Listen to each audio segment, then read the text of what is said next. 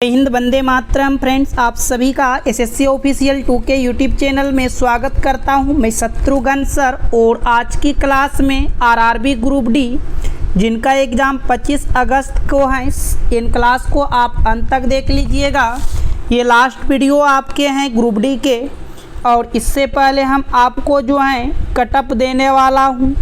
इसलिए आप सभी यदि इन चैनल को सब्सक्राइब नहीं किए होंगे तो इन चैनल को सब्सक्राइब करके इस वीडियो को जो है लाइक करके नोटिफिकेशन घंटी को भी आप सभी ऑल पर रखिएगा, और साथ में पेन पेपर लेकर बैठिएगा और खुद से भी प्रश्नों को हल करने का प्रयास कीजिएगा। साथियों, बहुत ही इम्पोर्टेंट क्लास हैं। तो ये आपके पहला प्रश्न है। प्रश्न में कहता है नीचे दिए गए विकल्पों में से संबंधित अक्षर को चुनिए। आपको जो है ये नीचे दिए गए विकल्पों में से संबंधित अक्षर को चुनना है। जैसे आप एजी का संबंध आई ओ के साथ लगाइएगा, उसी प्रकार आपको ई के का संबंध आगे देखना है। तो ध्यान से आप साथियों देखिए, यहाँ पर ए का नंबर 1 होता है, आई का नंबर 9 होता है। तो यहाँ पर +8 किया गया। जी का नंबर 7, ओ का 15, तो यहाँ भी +8 किया गया। उसी प्रकार आगे भी आपको चेक करना है। ई का नंबर 5 होता है, 5 में 8 को जोड़िएगा 13, 13 पर आपको एम मिलेगा। के का नंबर 11, 11 में 8 को जोड़िएगा 19, 19 पर आपको एस मिलेगा। तो सिंपल आप कह सकते हैं कि प्रश्नवाचक चिन्ह के स्थान पर क्या आएगा। तो प्रश्नवाचक चिन्ह के स्थान पर एम एस आएगा। यदि आप देखिएगा ध्यान से तो बी आपका बिल्कुल यहाँ से सही आंसर होगा। बी क्या होगा? राइट आंसर हो जाएगा। तो चलिए अब अगले क्वेश्चन को देखेंगे। तो ये आपके प्रश्न संख्या 2 हैं। इसमें से कहता है नीचे दी गई श्रृंखला श्रेणी में प्रश्नवाचक चिन्ह के स्थान पर कौन सी संख्या आएगी। ध्यान से देखिएगा, ये आपके प्रश्नवाचक चिन्ह का स्थान है। इस जगह कौन सा नंबर आ सकते हैं। नंबर आप ध्यान से देखो, धीरे धीरे घट रही हैं। जब नंबर धीरे धीरे घटती हैं तो आप अंतर देख लो। 264 में से 239 पर चलो। बड़े नंबर में से छोटे को आप माइनस कर सकते हो। 14 में से 9 चला जाएगा, 5 होगा। 4 में से 3 जाएगा, 5 में से 3 जाएगा, 2 होगा। यहाँ पर -25 की कमी। आगे देखो, 9 में से 6 चला जाएगा, 3 होगा। और यहाँ पर 3 में से 1 जाएगा, 2 होगा। यहाँ -23 की कमी। आगे साथियों 6 में से 5 जाएगा, 1, 11 में से 9 जाएगा, 2, -21 की कमी। इसके बाद देखो 15 में से 6 चला जाएगा, 9, 8 में से 7 जाएगा, 1, यहाँ -19 की कमी। तो 25 से आप 23 पर गए, 2 की कमी। 23 से 21 पर गए, 2 की कमी। 21 से 19 पर गए, 2 की कमी। तो आगे भी 2 की कमी करो, 19 में से 2 घटा दीजिएगा तो 17 आएगा। अब आप 176 में से 17 को घटा दीजिए तो 16 में से 7 चला जाएगा, 9 होगा। 6 में से 1 जाएगा, 5 होगा, 1 होगा। आप कह सकते हो कि इन प्रश्नवाचक चिन्ह के स्थान पर 159 आएगा। और 159 कहाँ पर दिया गया है? तो विकल्प जो है सी में दिया गया है। तो सी आपका बिल्कुल यहाँ से राइट आंसर होगा।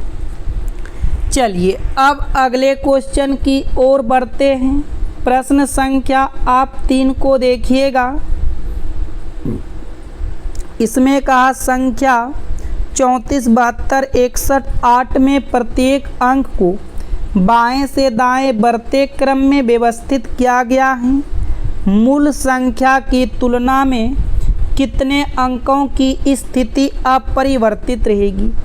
तो सबसे पहले आप इन संख्याओं को यहाँ पर नोट कर लो। जो संख्या आपको दिया गया है आप इन संख्याओं को नोट करें।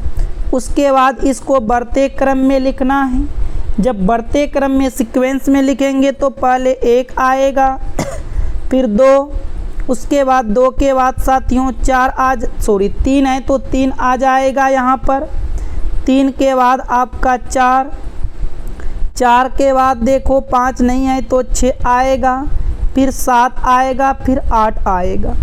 तो इस प्रकार आपने देखा कि कितने अंकों की स्थिति अपरिवर्तित रहा, नहीं बदला। तो यहाँ से आप ध्यान से देखो, ये 6 और 6 और 8 और 8, यानी कि हम कह सकते हैं कि 2 ऐसे संख्या हैं जिसकी स्थिति अपरिवर्तित रहा, नहीं बदल सका। यदि आप सी का चयन किए हैं तो बिल्कुल आपका जो है राइट आंसर है। यदि आप सी का चयन किए हैं तो बिल्कुल आपके सही जवाब आएगा।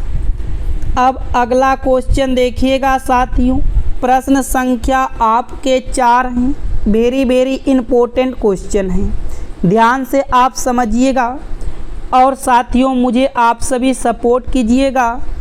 अभी जो है मेरे चैनल डिमोनेटाइज हो चुके हैं, सपोर्ट करके आप सभी मेरा 4000 घंटा वॉच टाइम पूरा दीजिए। वॉच टाइम तभी पूरेगा जब आप वीडियो को ज़्यादा से ज़्यादा देखिएगा, शेयर कीजिएगा।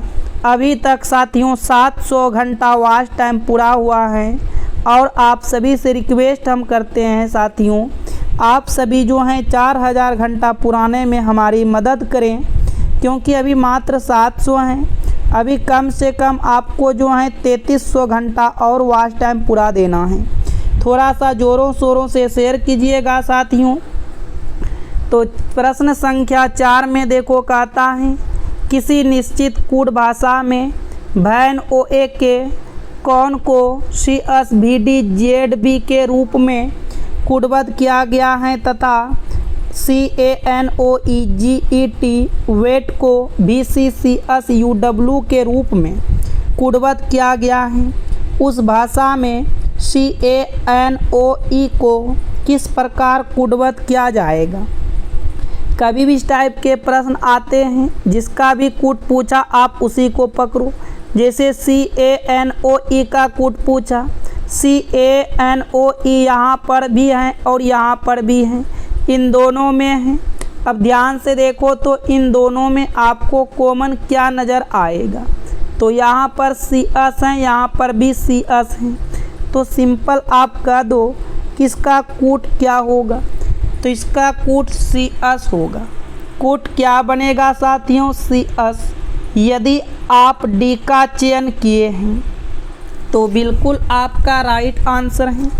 यदि आपने D का चयन किए हैं तो सही आंसर है। तो चलिए अब नेक्स्ट प्रश्न की ओर। प्रश्न संख्या आप 5 को देखिएगा ध्यान से। 5 में कहता है, नीचे दी गई आकृति में प्रश्नवाचक चिन्ह के स्थान पर कौन सा संख्या आएगा। ध्यान से देखिएगा, ये आपके प्रश्नवाचक चिन्ह का स्थान है। यहाँ पर कौन सा संख्या आएगा। यदि आप चाहो तो प्रश्न को रो के हिसाब से भी हल कर सकते हो या तो कॉलम से भी हल कर सकते हो। जैसे आप यहाँ पर देखोगे बड़ी संख्या 60 है, इन तीनों संख्याओं को ऐसा क्या करें 60 आ जाए। इन तीनों संख्याओं को ऐसा क्या करें 153 हो जाए। उसी प्रकार 36, 16 और क्वेश्चन मार्क को क्या करें 36 हो जाए। जो पैटर्न आप इन दोनों में लगाइएगा वही पैटर्न आपको सेम यहाँ पर भी लगाना होगा। तो ध्यान से आइए प्रश्नों को हल करते हैं। हम क्या करते हैं समझिएगा, 25 को इन 5 से भाग देते हैं और इन 12 से मल्टीप्लाई करेंगे तो 25 हो जाएगा और 12 पंचे के 60 हो जाएगा, जो कि यहाँ पर हैं। उसी प्रकार 18 को आप क्या कीजिएगा, इस 18 को इन 2 से भाग दीजिएगा और इन 17 से आप यहाँ पर गुना कीजिएगा। तो 2 नामा के 18 होगा और 70 नामा के 53 से हो जाएगा। तो सेम पैटर्न के हिसाब से आपको यहाँ पर भी करना है। इन 36 को इन क्वेश्चन मार्क से भाग देना है। बात को समझिएगा, इन 36 को जो है इन क्वेश्चन मार्क से ही तो भाग देना पड़ेगा और इन 16 से गुना करना पड़ेगा, तब जाकर किसके बराबर होगा, तो ये 96 के बराबर होगा। अब यहाँ से आपको कट करना है, 16 एक कम 16, 16 छाके 96, 6 एक कम 6, 6 छाके 36। तो साथियों इन प्रश्नवाचक चिन्ह के स्थान पर कौन सी संख्या प्राप्त होगी, तो इन प्रश्नवाचक चिन्ह के स्थान पर 6 आएगी। क्या आ जाएगी, 6 आ जाएगी। और ध्यान से देखिएगा 6 जो हैं आपके विकल्प डी में दिया गया है, तो डी आपके सही आंसर होगा। अगला क्वेश्चन को चेक करते हैं, इन प्रश्नों का आंसर दीजिए। इसमें कहता है निम्नलिखित संख्या और प्रतीक श्रृंखला को देखिए और नीचे दिए गए प्रश्न का उत्तर दीजिए। गिनती केवल बाएं से दाएं की जानी है। तो साथियों यहाँ पर आपके बाएं हैं, यहाँ पर आपके दाएं हैं। का ऐसे कितने प्रतीक हैं जिनमें से प्रत्येक के ठीक पहले एक संख्या है और ठीक बाद भी एक संख्या है। तो ध्यान से आप प्रश्नों को समझिए।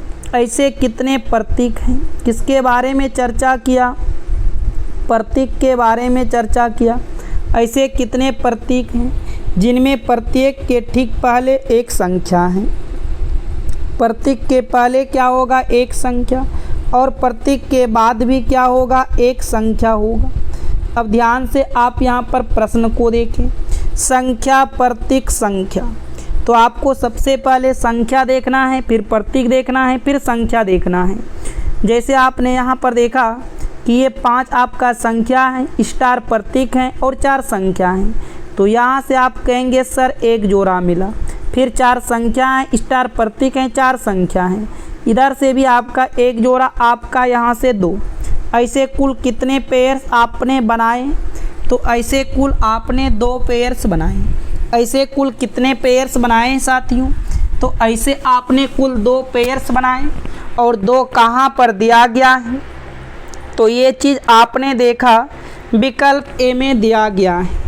तो विकल्प ए जो है बिल्कुल यहाँ से सही आंसर हो जाएगा। नेक्स्ट क्वेश्चन को देखिएगा, प्रश्न संख्या आप 7 को देखो ध्यान से। इसमें कहता है नीचे दिए गए विकल्पों में से संबंधित शब्द को चुनिए। जैसे आप देखिएगा समाचार पत्र का संबंध जो है पाठक के साथ है। समाचार पत्र का संबंध किनके साथ है, ये पाठक के साथ है। तो रोटी का संबंध किनके साथ होगा ये बताना है। तो देखो समाचार पत्र जो है वो पत्र जो है पाठक के द्वारा निर्माण किया जाता है, उसी तरह रोटी जो उपभोक्ता के द्वारा प्राप्त निर्माण किया जाएगा। यदि आप बी का चयन किए हैं तो बिल्कुल आपके यहाँ से सही आंसर होगा। अगला क्वेश्चन देखिएगा, प्रश्न संख्या आपके 8 हैं। इसमें कहा 7 डिब्बा DEFU VW और X एक के ऊपर एक रखे गए हैं, लेकिन ज़रूरी नहीं है कि इसी क्रम में है। ठीक है, तो क्वेश्चन में कहा X के नीचे केवल 5 डिब्बे रखे गए हैं। X के नीचे जो हैं केवल 5 डिब्बे रखे गए हैं। इसका मतलब X को यदि हम यहाँ पर रखेंगे तो X के नीचे के लिए 5 डिब्बों की ज़रूरत है। फिर कहा F और X के बीच केवल 3 डिब्बे रखे गए हैं। F और X के बीच यदि 3 डिब्बे रखा गया है तो आप F को यहाँ पर रखो और इसके लिए यहाँ पर 3 घर खाली छोड़ दो। F और X के बीच केवल 3 डिब्बे रखे गए हैं। आगे का भी F के नीचे किसी एक स्थान पर रखा है। भी जो है F के नीचे, तो F के नीचे मतलब एक ही घर खाली है, तो भी यहाँ पर आ जाएगा। आगे पढ़िएगा, X और W के बीच केवल E रखा गया है। X और W के बीच यदि केवल E रखा गया है तो W को यहाँ रखो, तब ना X और W के बीच केवल आप E रख पाओगे। फिर आगे देखो क्या कहा, X और W के बीच केवल E रखा है। D X के ऊपर किसी एक स्थान पर है, तो डी यहाँ पर आ जाएगा x के ऊपर किसी एक स्थान पर। तो अभी तक कौन डिब्बा नहीं आया है, तो ध्यान से देखा जाए तो अभी तक u नहीं आया है, तो u को आप यहाँ पर रखोगे, u को आप यहाँ पर रखोगे। अब प्रश्न में पूछा एक स्थान पर है, b और d के बीच कितने डिब्बे हैं, तो b और d के बीच कितने डिब्बे हैं, तो b यहाँ पर हैं, d यहाँ पर हैं, इनके बीच 1 2 3 4 5, इनके बीच कितना डिब्बा है, तो इनके बीच 5 डिब्बे हैं। साथियों इनके बीच कितना डिब्बे हैं, तो इनके बीच देखा जाए तो 5 डिब्बा हैं। यदि आप सी का चयन किए हैं तो बिल्कुल आपके यहाँ से सही आंसर है। अगला क्वेश्चन देखिएगा, प्रश्न संख्या 9 को। इसमें कहता है उस वेन आरेख का चयन करें जो दिए गए वर्गों के बीच संबंध को सर्वोत्तम रूप से दर्शाता है। जैसे आपके पास 3 शब्द दिया गया है, मेज है, कुर्सी है और फर्नीचर है। तो सबसे पहले यहाँ पर हम एक डायग्राम बना लेते हैं मेज का। तो चलो मैंने यहाँ पर एक डायग्राम बनाया मेज का। उसके बाद फिर कुर्सी का डायग्राम बनाएंगे।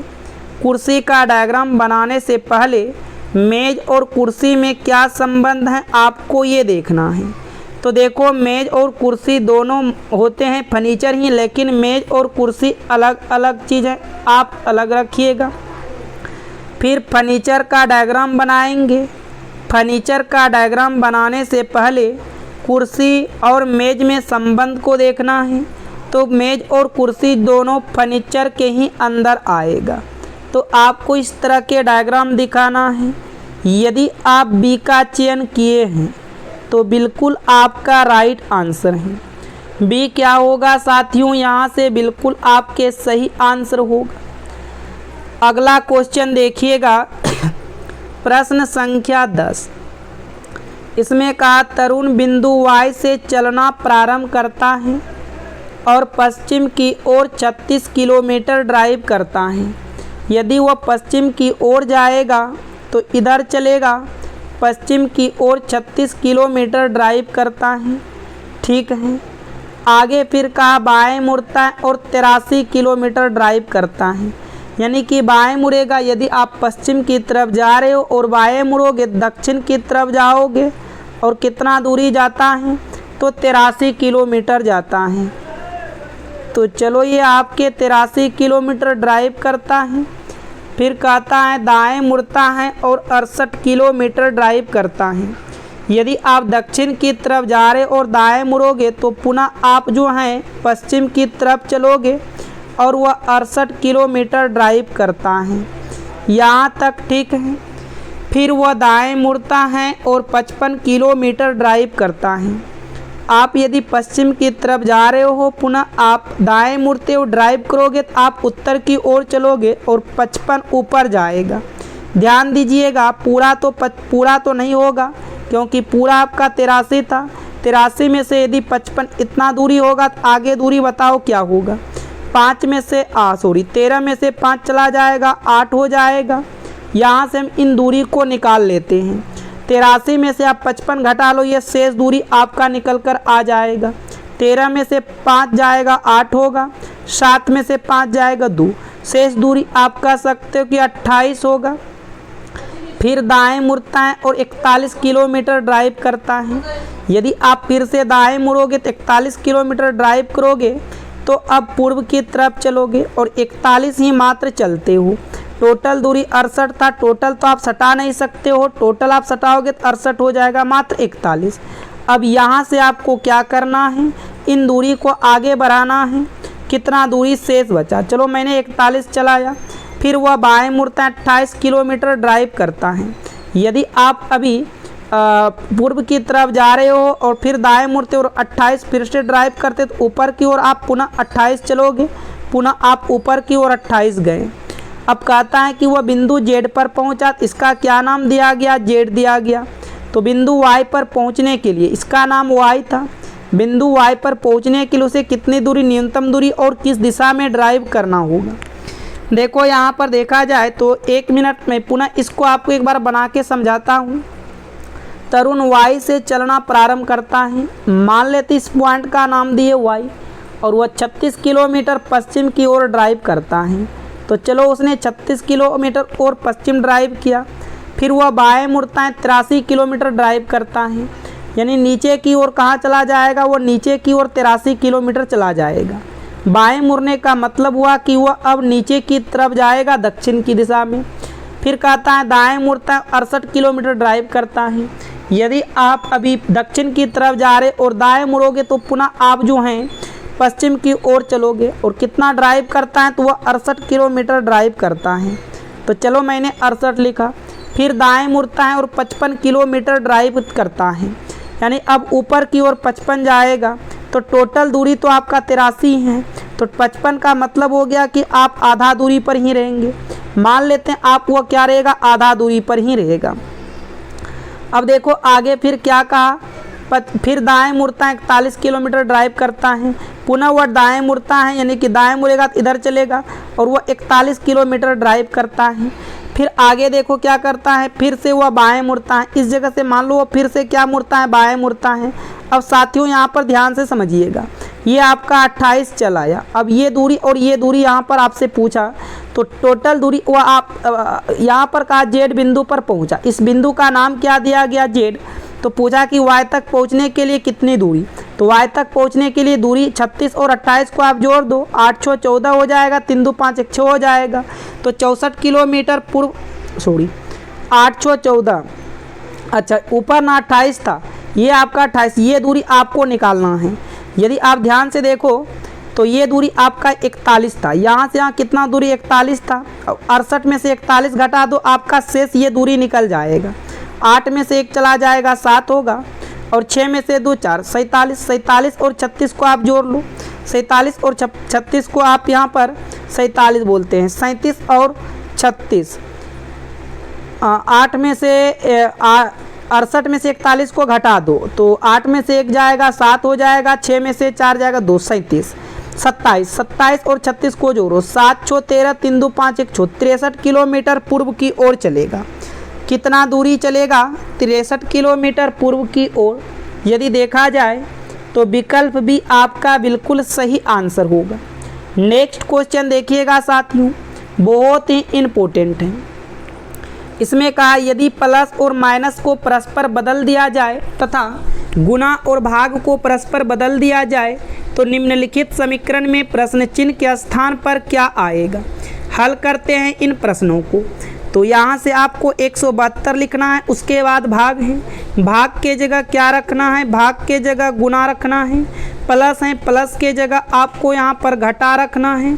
और गुना है, गुना के जगह आपको भाग रखना है, घटा के जगह आपको जोड़ रखना है। और बोर्ड मास के नियम के अनुसार आप इनको हल करोगे। 3 से आप इसको यदि काटोगे, 3 छक 18, 3 एकम 3 हो जाएगा। 172 गुना 4 करोगे, 4 दूना 8 हो जाएगा, 17 चौकी 68 हो जाएगा। माइनस आपका इधर 61 हो जाएगा, प्लस आपका यहाँ से 164 हो जाएगा। अब इस 688 और 164 आपका जुटेगा। तो 8 और 4 12 केरी 2, 8 6 14, 1 15 केरी 5 हो जाएगा। 6 1 7 1 8 होगा, माइनस 61 होगा। घटा देंगे, 2 में से 1 जाएगा 1, 15 में से 6 जाएगा 9 और इधर आपका 7 होगा। यानी कि कह सकते हैं कि 751 राइट आंसर होगा। 751 जो है विकल्प डी में दिया गया है। तो साथियों डी आपका जो है राइट आंसर हो जाएगा। उम्मीद करेंगे आप यहाँ तक प्रश्न समझ चुके हैं। नेक्स्ट प्रश्न को देखिएगा। तो ये प्रश्न संख्या 12 आपके कथन और निष्कर्ष के हैं। कथनों को पढ़े और दिए गए विकल्पों में से निष्कर्ष को चुनें। देखो कथन और निष्कर्ष में से क्या कहता है, कुछ लाल जो है पढ़ना है। तो मैंने समझने के लिए अल से लाल को ले लिए। कुछ लाल क्या है, कुछ लाल पन्ना है, पी से पन्ना को बनाएं। कोई पन्ना मेजेंटा नहीं है, तो कोई पन्ना मेजेंटा नहीं है, मेजेंटा को मैंने एम से अलग बनाया।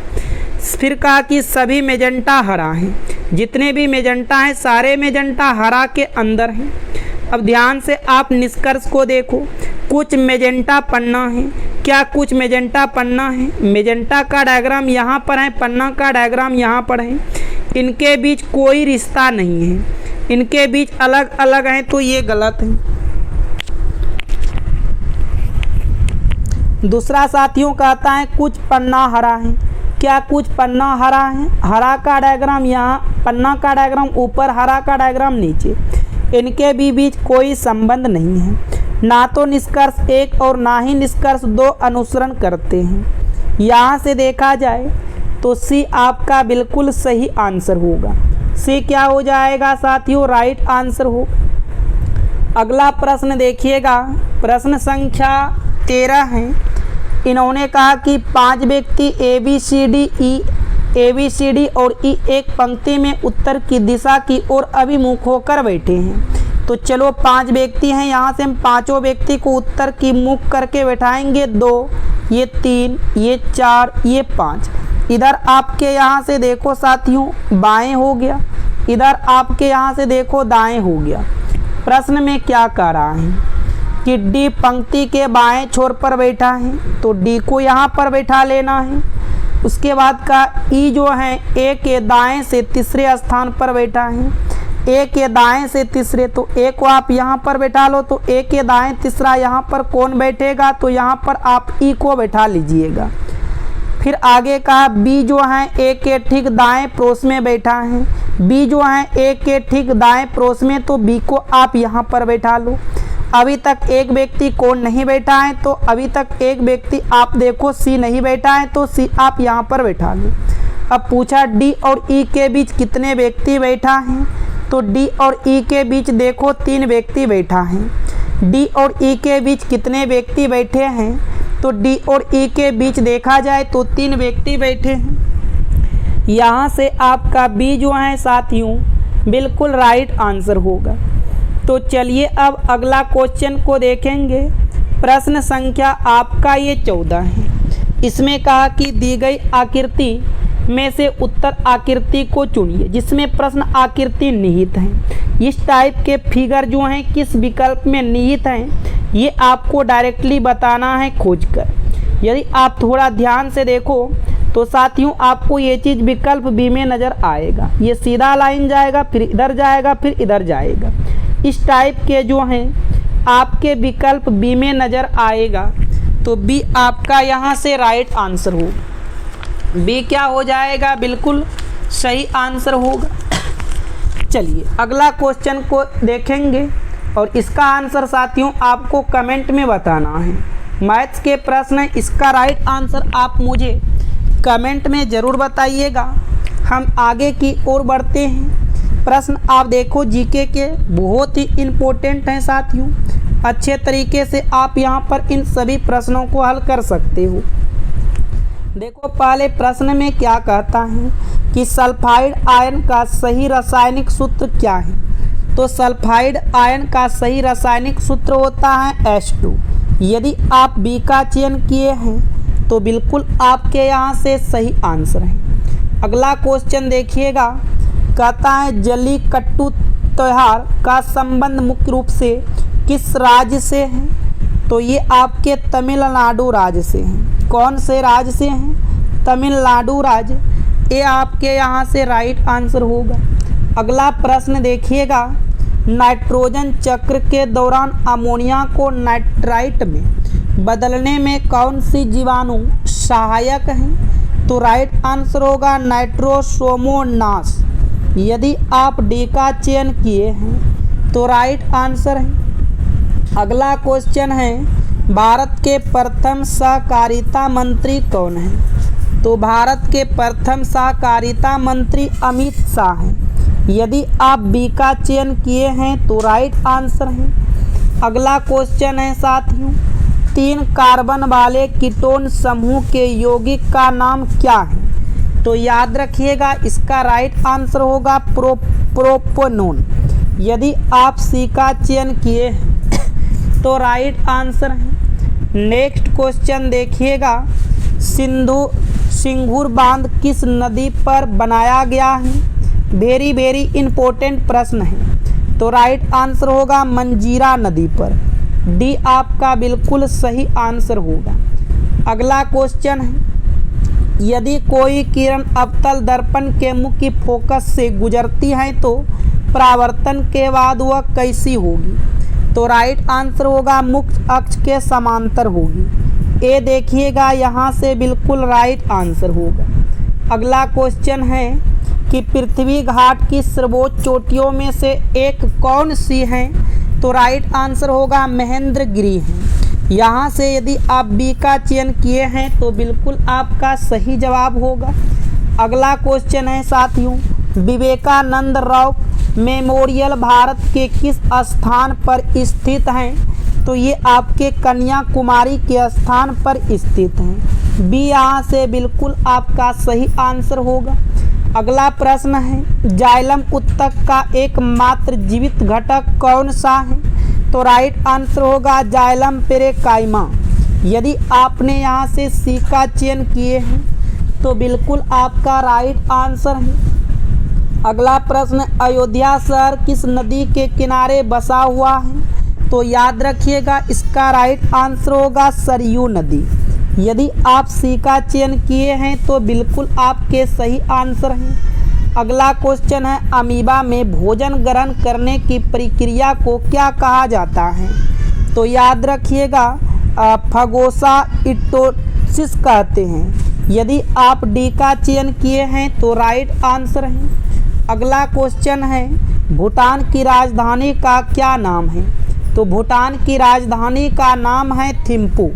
सी आपके राइट आंसर होगा। भूटान की राजधानी का नाम क्या है? थिम्पू। जापान की राजधानी का नाम आप सभी कमेंट कीजिएगा।